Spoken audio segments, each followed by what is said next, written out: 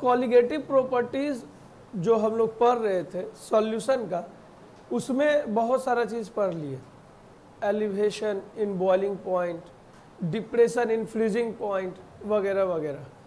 अभी जो टॉपिक करने जा रहे हैं वो क्या है हमारा, osmosis and osmotic pressure. Osmosis and osmotic pressure को समझने के पहले जो है हम लोग को कुछ बेसिक चीज़ को समझना होगा, और वो क्या चीज़ है, ये हमारा है SPM, semi permeable membrane. Semi permeable membrane हमारा क्या है, तो सेमी परमिएबल मेम्ब्रेन का हिंदी जैसा कि आप पढ़ पा रहे हैं कि अर्धपरागम्य झिल्ली, मतलब कि वैसा एक लेदर का मेम्ब्रेन यानी कि झिल्ली जिसमें कि असंख्य छेद होते हैं, लेकिन इतने छोटे माइक्रोस्कोपिक लेवल पर कि उससे जो है सॉल्यूट के पार्टिकल पास नहीं कर पाते हैं, सिर्फ प्योर सॉल्वेंट पास कर पाता है। उसको हम लोग क्या कहते हैं, सेमी परमिएबल मेम्ब्रेन। भैया लोकल में कहीं पे सेमी परमिएबल मेम्ब्रेन दिखा दीजिए। उबला हुआ अंडा तो अधिकतर आदमी खाते ही है, तो उबला हुआ जो अंडा होता है उसका जो उजला वाला परत छुड़ाता है तो उसके अंदर से वो प्लास्टिक जैसा भी एक हल्का सा लेदर निकलता है, ठीक है, और वो लेदर जो है हमारा क्या होता है, सेमी परमिएबल मेम्ब्रेन होता है।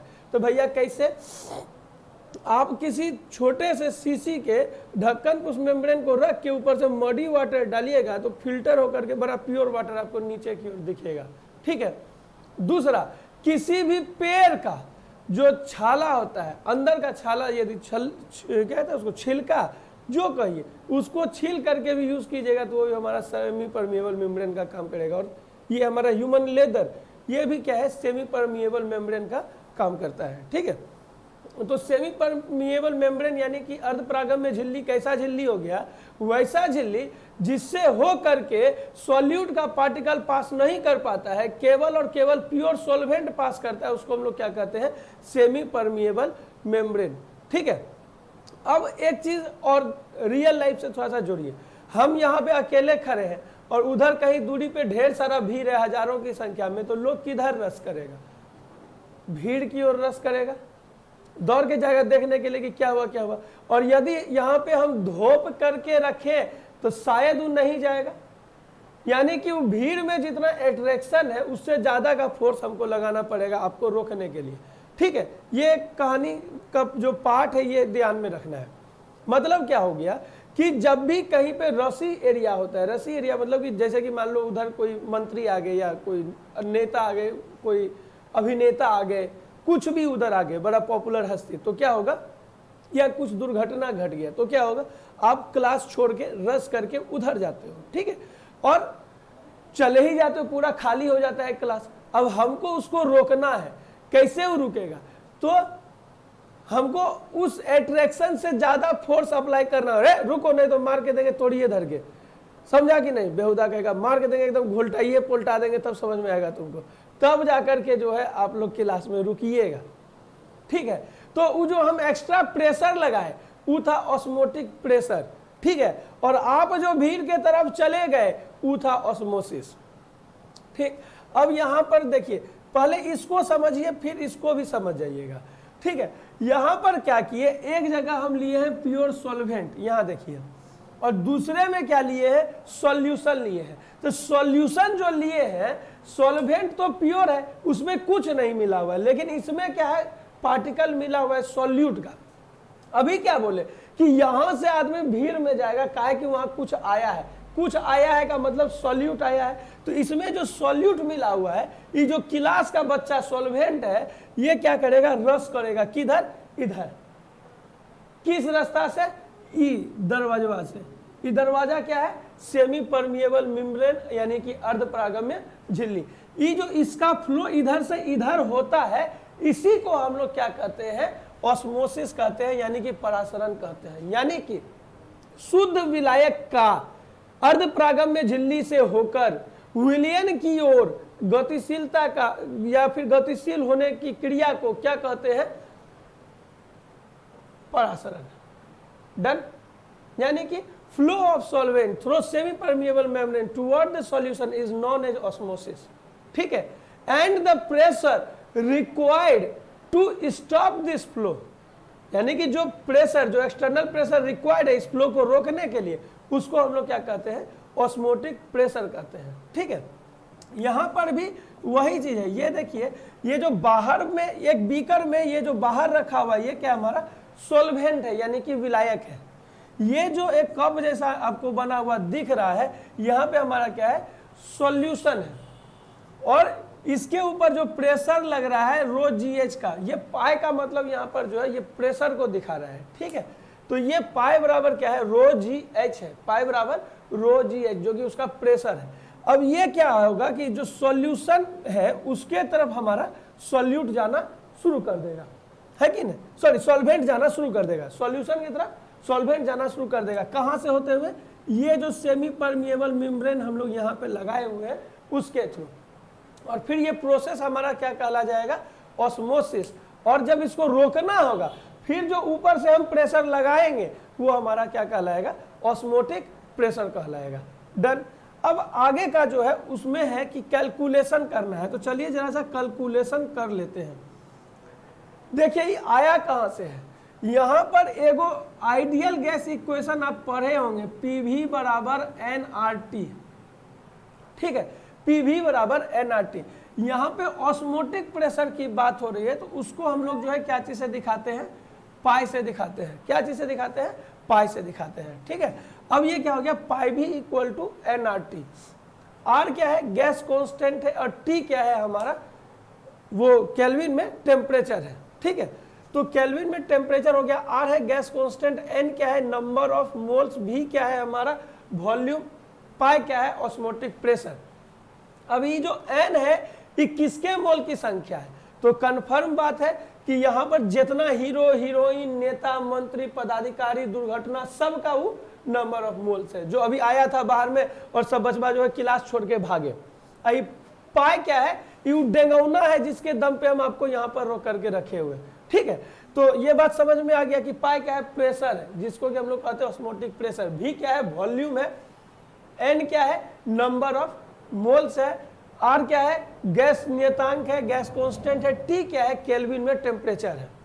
अब ये जो N है, अभी जैसा कि हम एग्जांपल दिए कि ये क्या क्या चीज हो सकता है, यानी कि ये इसमें अभी वो सब नेता मंत्री वाला बात को हटाइए, अब इधर आइए, ये क्या है हमारा, ये जो है यहाँ पर N जो है number of moles of solute है, क्योंकि सॉल्यूशन में क्या होता है, सॉल्वेंट और सॉल्यूट दोनों होता है, और हमको जो इसका कंसंट्रेशन निकालना होता है वो किसके ऊपर निकलता है, सॉल्यूट के नंबर ऑफ मोल्स पे निकलता है। तो यहाँ पर अब ये क्या हो जाएगा, N2, 2 का है वो भैया, 2 इसलिए कि हम बाइनरी सॉल्यूशन पढ़ रहे हैं 12th क्लास में, जिसमें कि एक सॉल्वेंट और एक सॉल्यूट होता है, यानी कि दुए को मेंबर होता है। ठीक है, तो N2 हो गया। अब यहाँ पे पाई बराबर क्या हो जाएगा, N2 बाय VRT। डन। अब ये N2 बाय V को हम एक चीज और लिख सकते हैं, ये क्या है, नंबर ऑफ मोल्स पर यूनिट वॉल्यूम इन लीटर। आई क्या हो जाता है, कंसंट्रेशन, तो इसको CRT भी लिखा जा सकता है, यानी कि पाई इक्वल टू CRT। ठीक है, डन। एक बात हो गई, और दूसरी बात क्या हो जाएगी कि यहां से एक और हम चेंज कर सकते हैं, N2 क्या है, नंबर ऑफ मोल्स है, हाँ या नहीं, तो N2 को हम लोग क्या लिख सकते हैं, given mass by molar mass गुने RT bye V।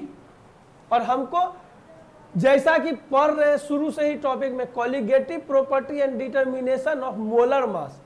Determination of molar mass किसका, determination of molar mass solute का। ठीक है, तो ये अब क्या हो गया, M2 बराबर W2RT बाय पाई V। इससे हम लोग अब मोलर मास भी निकालें। एक तो ये ऑस्मोटिक प्रेशर हो गया, और दूसरा हमारा क्या हो गया, मोलर मास, क्योंकि हमको डिटर्मिनेशन ऑफ मोलर मास भी करना है। जैसा कि अभी हम लोग ऑस्मोसिस और ऑस्मोटिक प्रेशर में पढ़े थे कि प्योर सॉल्वेंट जो है सॉल्यूशन के तरफ रश करता है, किससे, सेमी परमिएबल मेम्ब्रेन से हो करके, तो ये क्या कहलाया, ऑस्मोसिस। और जब उसको बाहर से प्रेशर लगा करके हम रोक दिए, उसके फ्लो को रोक दिए, तो हो गया हमारा ऑस्मोटिक प्रेशर। ठीक है, रुक गया, सब चीज हो गया। लेकिन ये भी तो संभावना है कि बाहर से और थ्रेटनिंग दे और उधर से जो है ना कुछ एक आदमी हुल के इधर आ जाए और कहे कि नहीं अब इधरों सभा करेंगे, इधरों हल्ला हुड़दुम करेंगे। ऐसा हो सकता है कि नहीं? जैसे कि आप कभी घर में सुतल रहिए, दोस्त मोहिम बाहर नाच रहा है तो अक्सर सब दोस्त निकल के उसके साथ नाचने लगेगा, पर एक आध दोस्त है कि होता है बड़ा सीधा साधा, वो निकलता नहीं है बाहर, तो सब उसके रूम में घुस के उसको टांग हाथ पकड़ के बाहर लाता है, हाँ कि नहीं? मतलब ऑस्मोटिक प्रेशर से ज्यादा प्रेशर लगा देता है उसके ऊपर, ठीक है। तो अब डायरेक्शन बदल गया, क्या कि जो आदमी को बाहर जाके नाचना था वो सब अंदर घुस के नाच रहा है, हाँ या नहीं?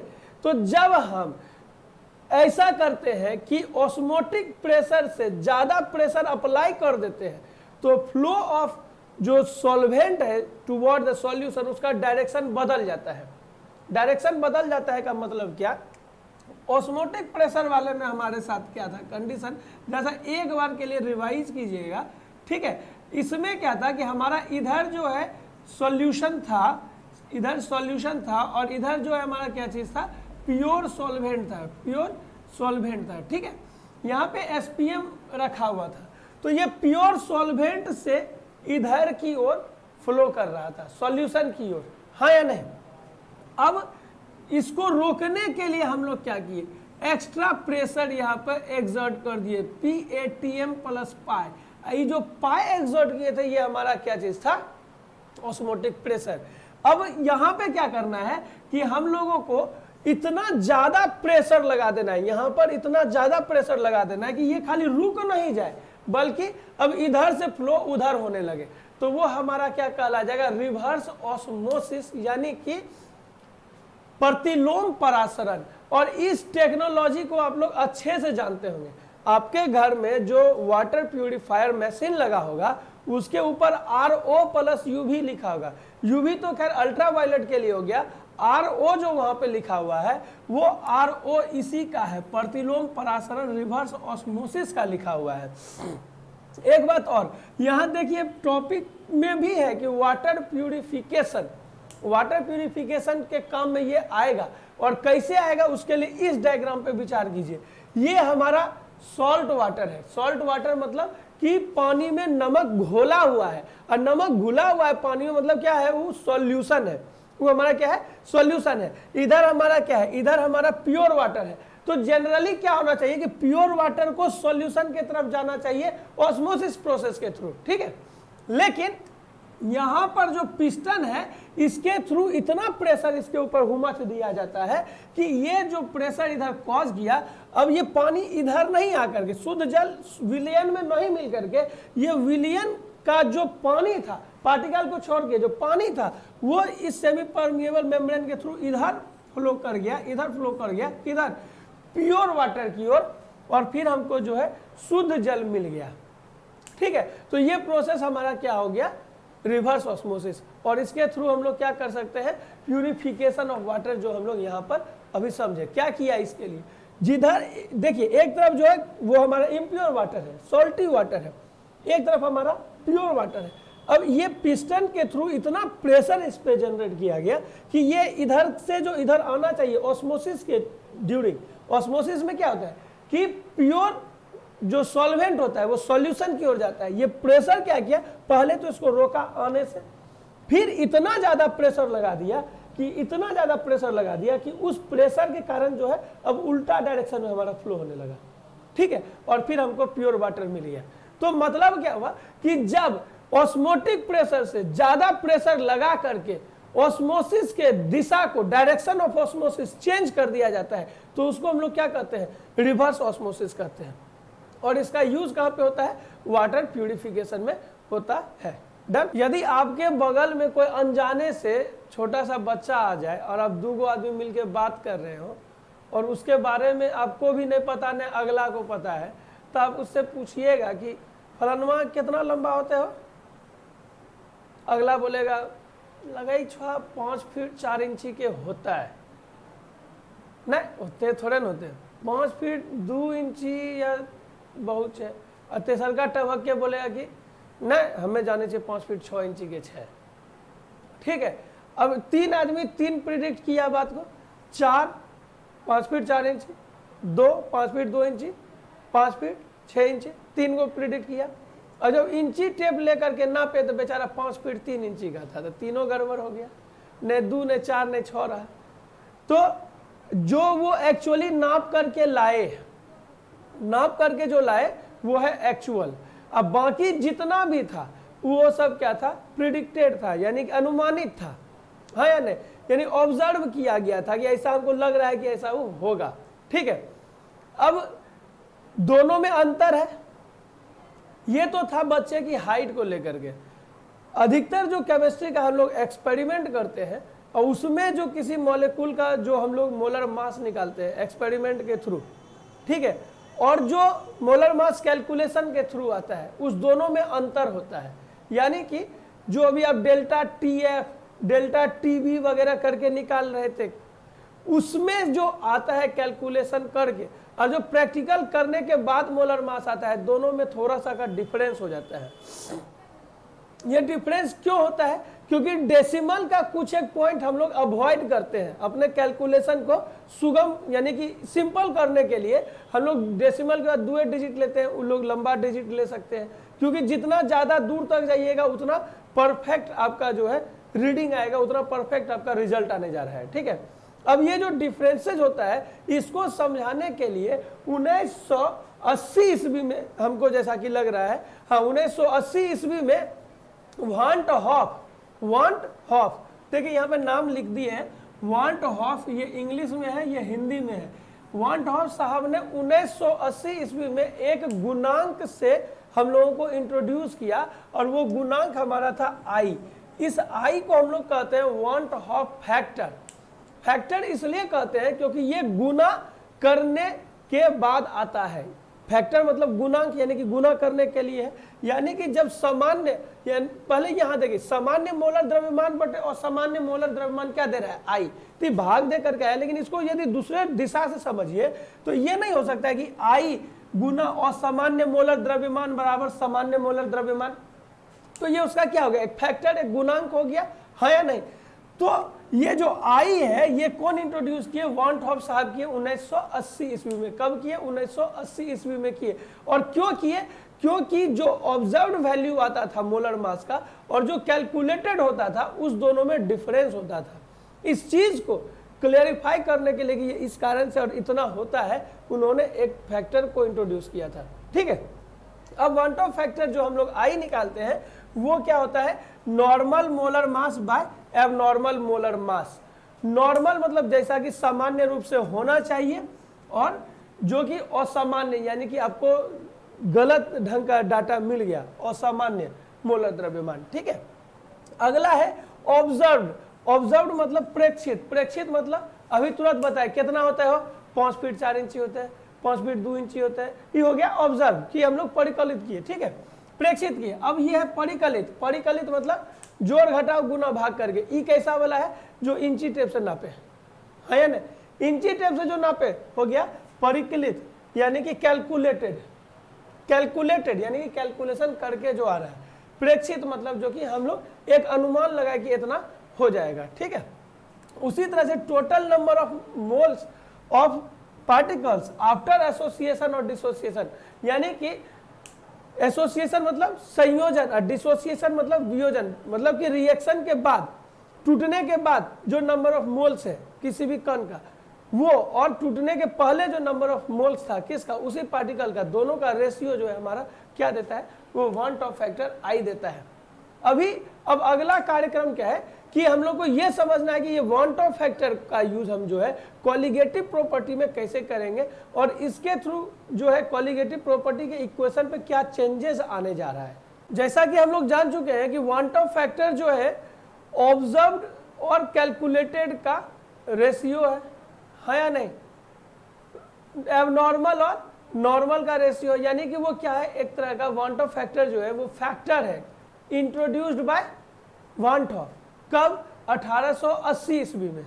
ठीक है, अब इसका जो यूज है वो हमको करना है किसमें, कॉलिगेटिव प्रॉपर्टी में, है कि नहीं।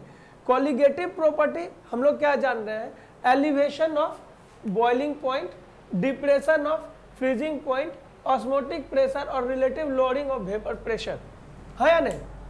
तो हम लोग ये आई को भूल जाए तो ये हमारा जनरल जो है रिलेशनशिप आ रहा है किसका, relative loading of vapour pressure का। चूंकि उसमें कुछ त्रुटि हो सकती है और उससे हमको एग्जैक्ट चीज को निकालना है, तो हम अभी जैसा कि जान रहे हैं कि आई जो है एक भान टू हॉफ फैक्टर जो है, ये क्या है, एक तरह का फैक्टर है जो कि एबनॉर्मल और नॉर्मल के बीच का रेशियो है। तो एबनॉर्मल को यदि हम आई से गुना कर दे, भान टू हॉफ फैक्टर से गुना कर दे, तो नॉर्मल हमको मिल जाएगा, है ना। तो यहां पर जो है हम आई से इसको क्या करते हैं, मल्टीप्लाई कर देते हैं हर एक इक्वेशन में, चाहे वो हमारा एलिवेशन ऑफ बॉइलिंग पॉइंट रहा हो, डिप्रेशन ऑफ फ्रीजिंग पॉइंट रहा हो, या फिर जो है हमारा ऑस्मोटिक प्रेशर जो है किसी सॉल्यूशन का रहा हो, सब में जो है हमको आई को क्या करना है, एज ए फैक्टर मल्टीप्लाई कर देना है। ठीक है, यहां देखिए डेल्टा टीवी बराबर क्या होता है हमारा, केवल ऐसे हम लोग जाने थे केबी इंटू एम। एम क्या है, मोलारिटी, ठीक है ना, मोलालिटी। एम क्या है, मोलालिटी। अब यहां पर भी एम क्या है, मोलालिटी, लेकिन इक्वेशन हमारा पहले क्या था, केवल के एफ एम था, जहां की के है हमारा कांस्टेंट, यहां भी के है हमारा कांस्टेंट। अब यहां पे पाई इक्वल क्या है हमारा, N2RT बाई V, एकदम थोड़ी देर पहले पढ़ा हुआ टॉपिक है।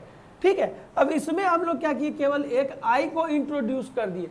तो वांट ऑफ फैक्टर जब हम इंट्रोड्यूस करते हैं किसी भी कॉलिगेटिव प्रॉपर्टी के इक्वेशन में, तो वो एज ए मल्टीप्लाई सब में हो जाएगा। ठीक है, ज्यादा दिमाग नहीं लगाना है, बहुत इजीली इस चीज को समझना है। काहे करना है ऐसा, क्योंकि हमको नॉर्मल निकालना है एबनॉर्मल के अपेक्षा। ठीक है, डन।